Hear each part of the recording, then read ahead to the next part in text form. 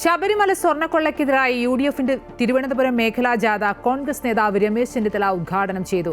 കോൺഗ്രസ് നേതാവ് അടൂർ പ്രകാശ് MP ആണ് ജാഥ നയിക്കുന്നത്. സംസ്ഥാനത്തിന്റെ വിവിധ കേന്ദ്രങ്ങളിൽ നിന്നുള്ള 4 ജാഥകളും ചെങ്ങന്നൂരിൽ സംഗമിച്ച ശേഷം 18-ാം തീയതി പന്തളത്ത് സമാപിക്കും. ഈശ്വരവിശ്വാസമില്ലാത്ത ആളുകൾ ദേവസ്വം ബോർഡ് ഭരിച്ചാലുണ്ടാകുന്ന അപകടമാണ് ഇപ്പോൾ നമ്മൾ കാണുന്നതെന്നും ഉണ്ണികൃഷ്ണൻ പോറ്റി മാത്രം വിചാരിച്ചാൽ ഇത് നടക്കില്ലെന്നും രമേശ് ചെന്നിത്തല വ്യക്തമാക്കി. കാണിക്ക എന്ന് പറയുന്ന ഭക്തന്റെ ഹൃദയത്തിലുള്ള ഭഗവാനുള്ള അർച്ചനയാണ്.